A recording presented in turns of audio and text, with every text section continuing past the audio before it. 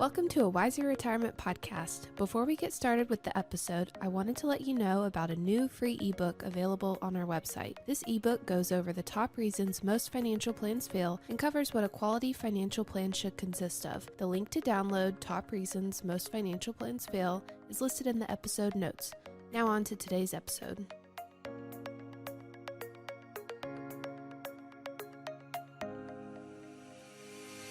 Welcome to a Wiser Retirement Podcast, where we believe the best financial advice should always be conflict-free. I'm your host, Casey Smith. Guiding you to financial freedom today is my co-host, Brad Lyons. Hey, Brad. Hi, Casey. So today we're going to talk about financial success is intentional, is our theme today. And, this is so true. It's not just financial success. It's success in anything, really. So I found us some stories. We're going to have story time, Brad. Okay.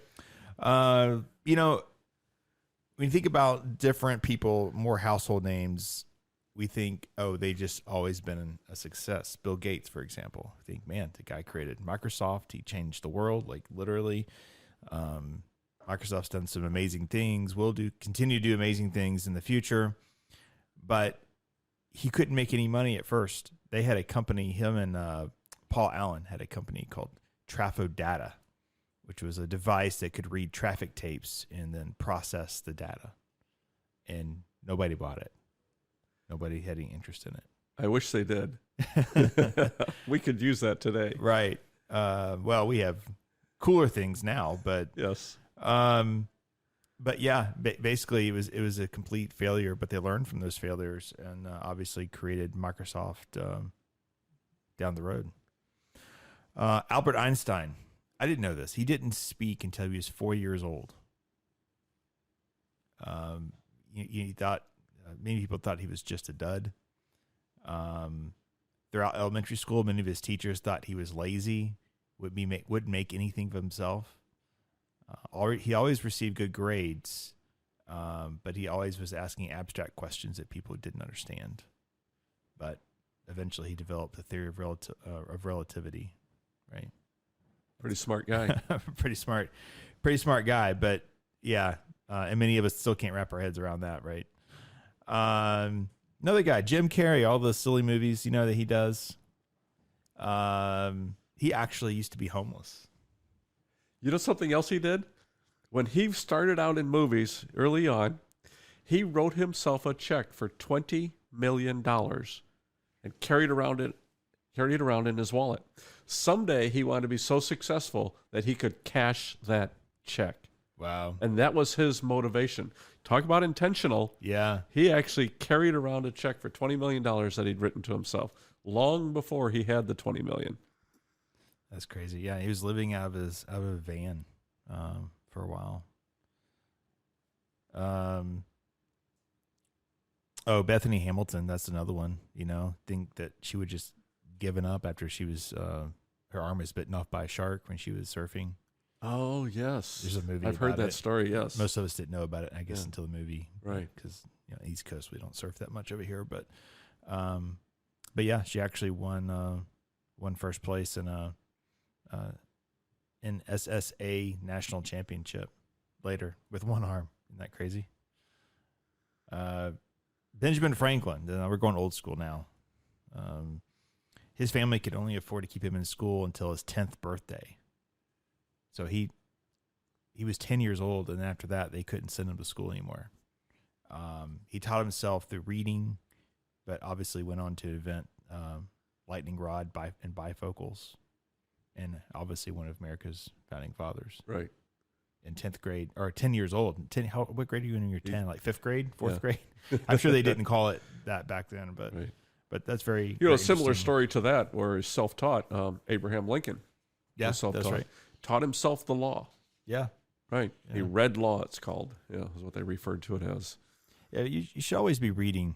It gets hard with life and so many distractions. It's easy to just sit and watch binge out on a Netflix movie right. or something. But yeah, there's so much you can learn just by always reading something. Right, and the intentionality that we're referring to in all these, the common things that they had a purpose for their actions, right? And they all overcame adversity. Yes, absolutely. Richard Branson, I didn't realize he has dyslexia.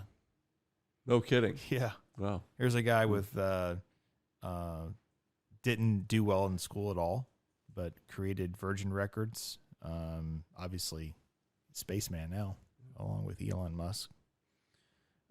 This one I sort of appreciate as a business owner. Sometimes you just when you're starting up, you have a vision for something. You're trying to get people to join you. But Stephen King's first novel was rejected 30 times. 30 times. They said if it wasn't for his wife Carrie insisting that he just finish the novel anyway, that he probably wouldn't have sold over 350 million copies of all his other books. Yeah. But yeah, 30 times he was rejected. Can you imagine somebody rejecting Stephen King right now? Yeah. That'd be crazy. Wow. All the movies we wouldn't have seen. If he'd have been a stock back then. Right. Exactly.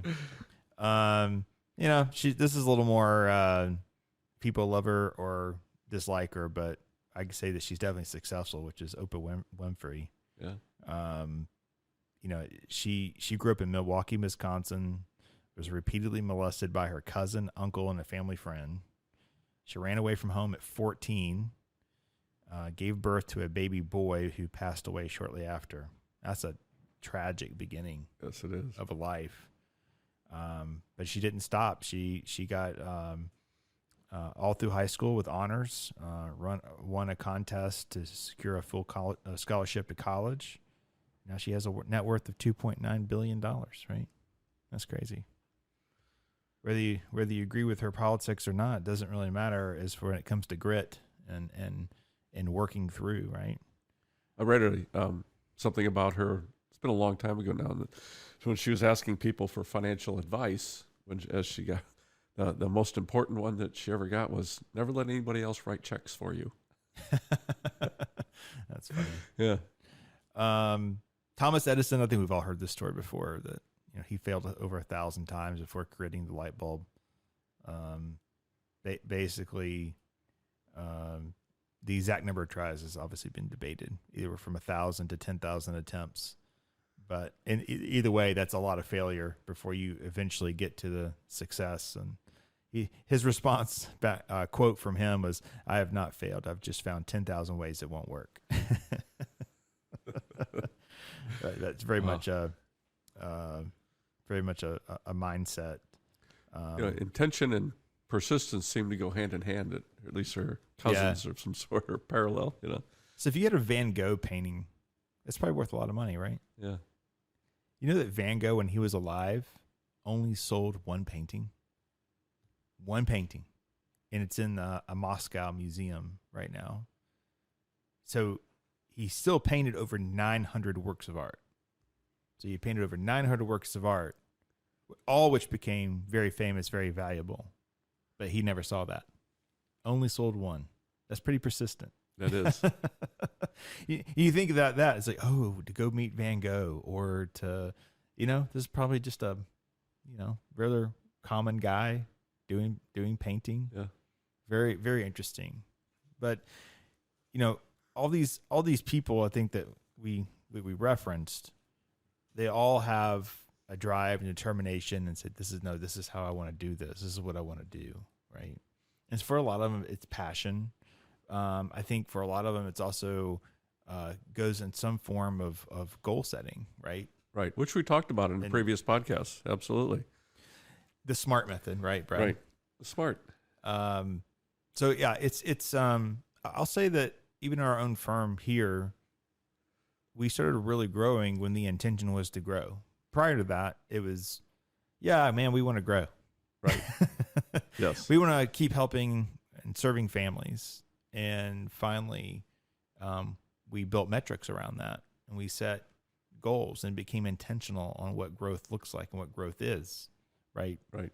And when that started, then growth came with that. It doesn't just happen magically. Occasionally, people get lucky, but that's not really what happens. I tried to describe it to my son. So my son is naturally gifted golfer, but with that also comes struggles, because there's many naturally gifted golfers in the country, right? Especially males. So what I tried to explain was you're here, you're in the middle of a very upper echelon of golfers, but you have to remember that there's thousands of boys that look at you, and when they look at you, they want to have your golf game, right? But it's all about where we set ourselves, right? Even when we're successful, or you see people that are successful, they might not necessarily think that they're successful, right? But there's an intention, for him, he has goals he sets, and he has drills that he does. And when it's raining and everyone else has gone inside, he's still out there hitting balls, right? That's that drive that you have. And that's the thing about intention. It expands beyond the actual task itself. And it's all the other ancillary things that we do during the day that produce the final outcome, and letting go of the things that ultimately don't. Yeah. Right? Shedding off things that really aren't part of the intention. They have no purpose in themselves. So sometimes what we do at work and what we do in our careers, and what we do in our life, it's the little things that add up towards the larger goal, but that in themselves has no, goal towards itself. Yep. It's just the intention. For example, an athlete, we'll use that. Good nutrition. Right. Okay. Well-being, taking care of their bodies, for example. Right. Things of that nature. They don't actually help them run for the touchdown or hit the golf ball or whatever, but it's all part of the ultimate goal. So it's all intentional, and it expands way beyond often just the task itself. These are some of the people that we named off. They overcame adversity. Most of these people had stories that they could have said, well, I can't do that. I'm living in a van. I can't do that. I'm an abused person in a family.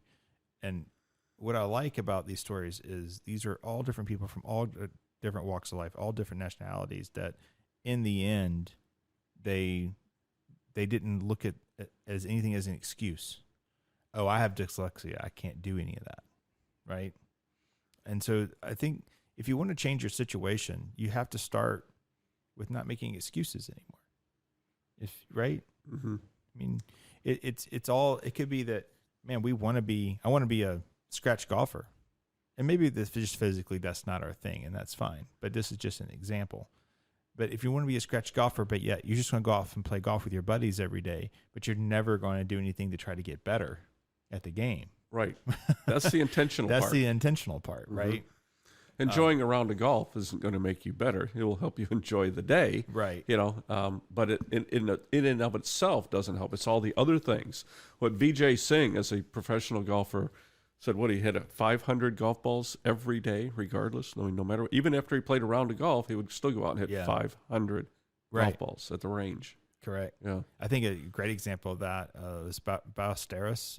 Right, Seve Ballesteros. Seve Ballesteros. I goof up his name every time. The Spaniard. The Spaniard, yes. He would, to the detriment of his marriage and so many other things, but yeah, he'd like win a championship, and he just afterward trophy ceremony, he's still out there on the range hitting balls and working on his short game and all that. So yeah, there's sacrifices that come with that sometimes. Yes, there are. Those are choices that people make. Right. And that's what people don't see.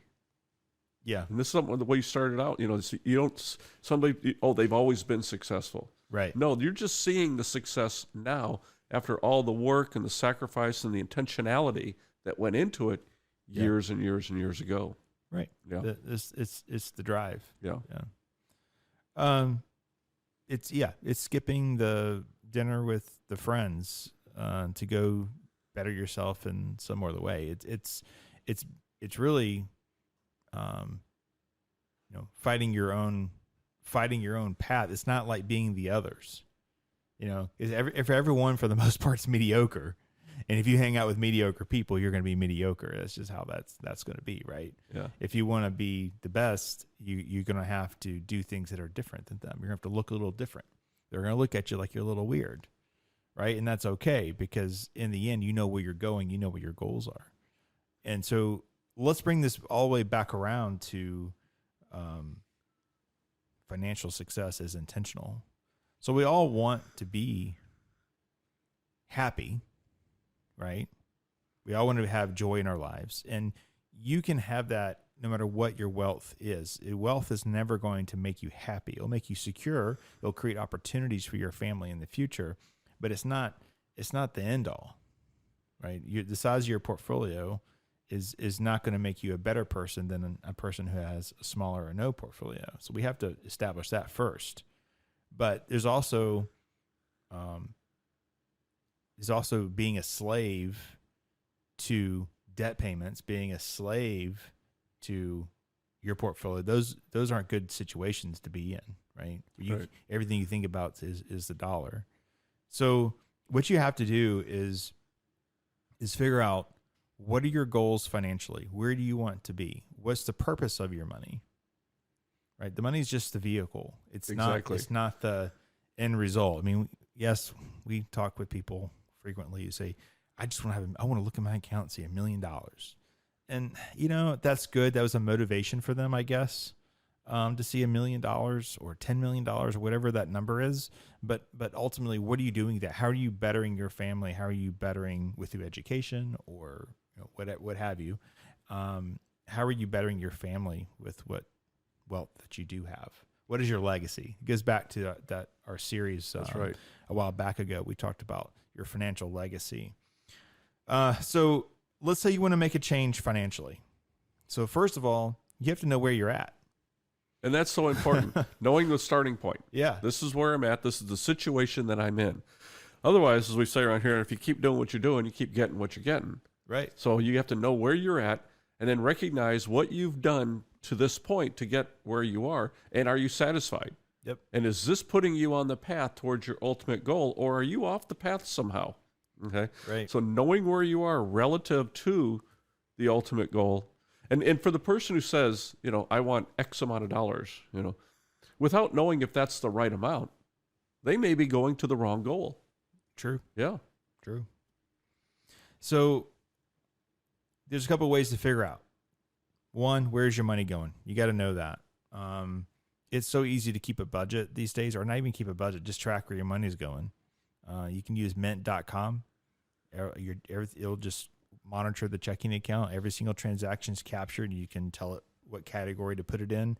Don't go crazy. Don't go, going, this was my kitchen cleaning supplies budget item.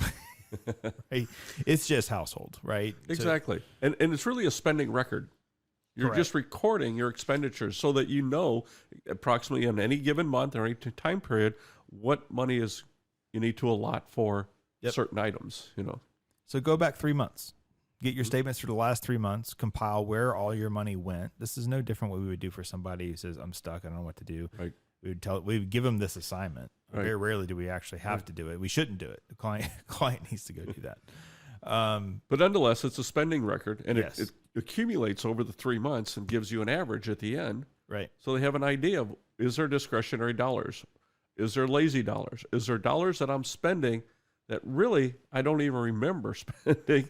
And could I kind of reconfigure those to other more productive areas? Right.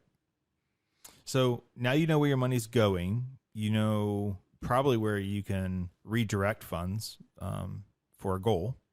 So now we have to determine, where do we want to be financially? So what year do you want to retire in?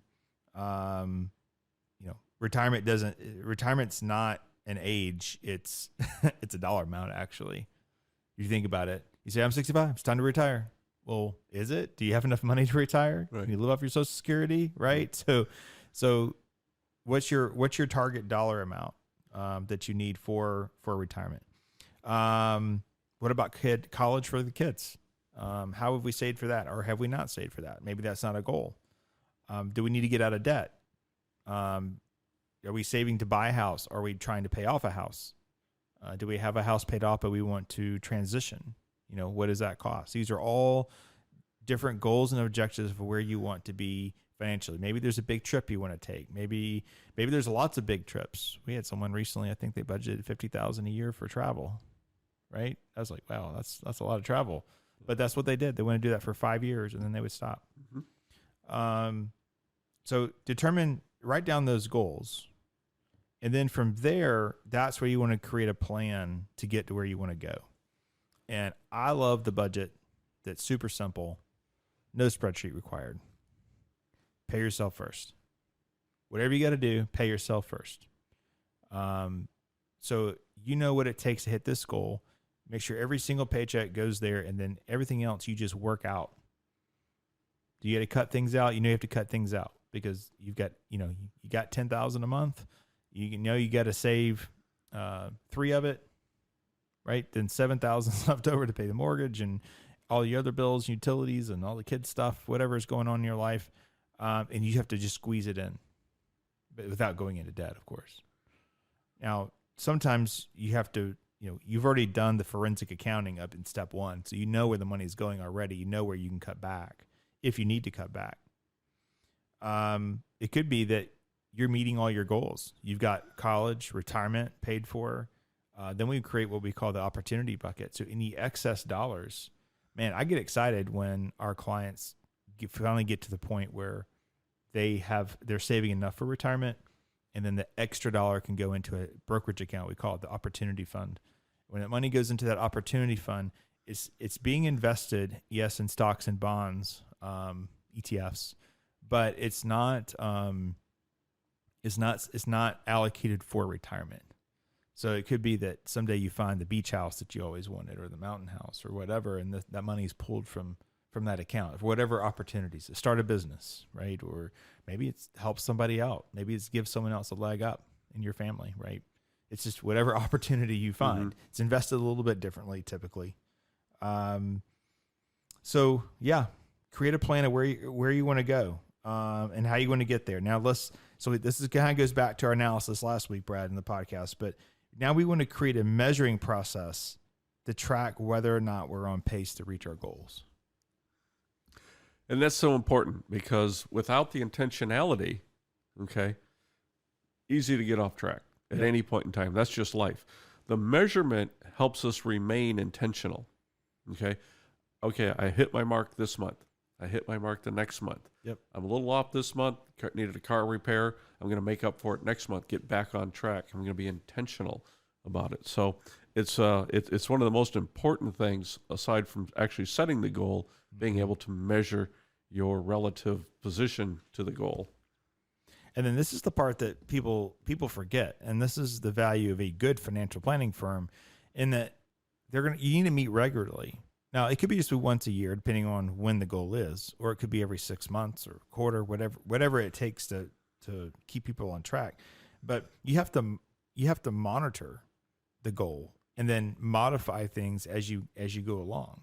It could be that in 2010 you wanted to buy a beach house in 2022, but you had no idea that the price was going to double. Right now, all of a sudden you got to think of a plan, not a plan B, but just you have to come up with an alter the plan, alter the goal. Right. Well, a great example. Let's go with the beach house. The kids are young. You think that the beach would be great. They get a little older, and you find out that they like snow skiing. Yes. Right. You know what I'm saying? So right. We're living in a constantly changing environment, and the plan needs to be able to, through monitoring it and monitoring life, needs to be able to adjust to that. The opportunity fund is still there. Yep. It just may be deployed in another area, so it's not that it's set in stone at the plan, but rather it's an objective out there. The funds for retirement, for our opportunity, it's really a way to finance our objectives, isn't it? We're just financing it, I've seen clients come in too with multiple bank accounts, like maybe 5 or 6. And I know I had the same reaction, but it's a process that works for them though. And they say, this is my car fund. So I'm paying myself $500 a month. And then when I build that up I want to pay cash for a car. Oh, this is our vacation funds. Anything we put in there, it's no different than Dave Ramsey's envelope system with cash. Yes. It's just a little more secure. Very, very interesting. They don't ever tag, like when you log into the account, they never tag it. So when you first see everything, we're like, I have no idea why we have so many savings accounts or checking accounts, but it is a process that it seems to work for people. Now, as you get older, you want to simplify that. We don't need to be probating that many accounts, when you're 90 years old, but But yeah, so the whole idea is you can't live your life hoping something will happen. You have to live your life making things happen. And by doing that, it's setting intentional goals. It's waking up every morning going, I know exactly what I got to do today in order to hit this goal in the long term, right? And for a lot of people, that's not how most people live their lives. They wake up, they go to work, they, make the donuts, and then they go back home, and it's just like step and repeat. And there's just so much more that you can do if you just understand that if you're intentional about things, that change will happen. If you're intentional in changing your situation, right? Things will happen. If you're an abused wife at home right now and you don't think there's a way out, there is a way out. The way out is being intentional about the choices that you make and saving money and making sure that there's an exit or finding help, someone to help you get out of that situation. The same way for people who are dirt poor. There are so many opportunities out there that they can take advantage of if they're willing to stay away from the trouble and get the work done. We haven't said his name in many episodes, but you remember Orrin Checkmate Hudson? I was thinking about him the other day. He actually called me. Did he? Okay. So Orrin teaches chess class in inner city in an inner city program. Mm-hmm. His headquarters is actually over in Stone Mountain. And he has a house, and people come there after school and they play chess. And the whole idea is, he was in a gang in Birmingham, and he had a teacher that at school that was teaching some of the kids chess, and the teacher saw that Orrin was kind of going down the right path and said, "Hey, Orrin, I want to teach you how to play chess." And he said, "I play checkers." And he's like, "No, checkers only has two moves." And with chess you have all these other different moves, and it's a lot better. It's a lot cooler game, Orrin. So Orrin really took the chess, kind of kept him out of trouble after school, ended up winning a chess championship, I guess, for the state of Alabama. Went on to the nationals. Ended up being a state trooper for a short time period, but now he's really found his ministry, and that's teaching people how to play chess. And there was a sitcom on Netflix, a series that came out, I guess it was during COVID, but it really it was about chess. I wish I could remember the name of the series. What's it called, Hadley? Queen's Gambit. Yes, producer Hadley over here is helping me out. The Queen's Gambit. Yes. So Queen's Gambit came out, and of course his chess classes just went through the roof because everyone learned how to play chess all of a sudden. But here's a guy that his purpose is to get people out of inner city schools and give them a purpose, and then to be able to overcome adversity. And he has said to me so many times, he says, there's, people use their situation as an excuse as to what they're stuck in, and that there's plenty of help out there, but they just don't seek it. And chess being a metaphor. Correct. Yes. For the options that the players have with all the different pieces and how they move in different directions is like the choices we have in life. Correct. And if you are intentional about moving your pieces around the board, you have a greater chance of success of winning against your opponent. And that's the whole point. That's right. And that when things go wrong, he can go back to that decision point, and then he can counsel the young person on where they went wrong in that board, and then use that as a springboard for other things. So we need to get him back in here. I always enjoy talking to him. It makes me when I leave here going, what? I'm not intentional enough. I gotta make sure I'm making the right moves. He has all these things that he says every single time he's here, but we laugh every time because a lot of it's so true. But yeah, so just, again, not to belabor this point over and over again, but whatever situation you might be going through professionally, don't make excuses. Find a purpose. I think I've said most of my life, I never want things to happen to me. I want to make things happen. And those are It's two different mindsets. It's like we're here today to make something happen versus, okay, what's going to happen today? I don't know what's going to happen today. Right? That happens enough as it is. You just have to deal with it. Correct. Yeah. It's same for our firm. We get calls all the time.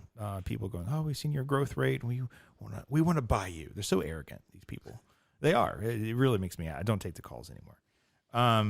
But there's a couple of really big firms you do take their calls, and it was very interesting. It's like, "Oh, when you hit this certain point, you're going to need us," and I'm like, well, "What am I? I don't think I am." And one of our board members made it very clear to me. He says, "Well, there is a brick wall there, but what they don't understand is you're running 60 miles an hour in a bulldozer."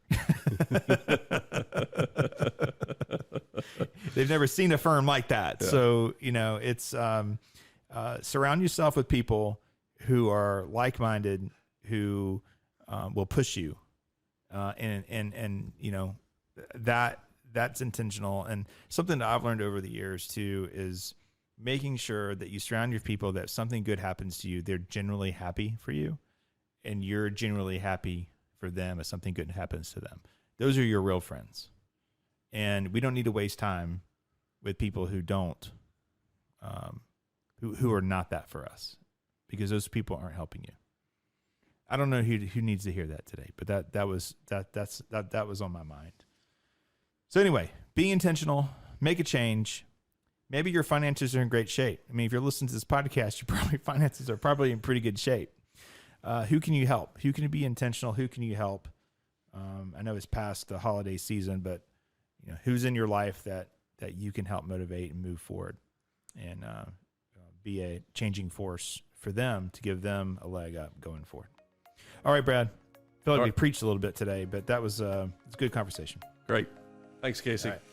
Thanks for listening to a Wiser Retirement podcast. We hope you enjoyed today's episode. Make sure to subscribe wherever you're listening, that way you don't miss any new episodes. We would also appreciate if you could leave a rating and review. If you have any questions about anything that was discussed today, head to wiserinvestor.com and reach out.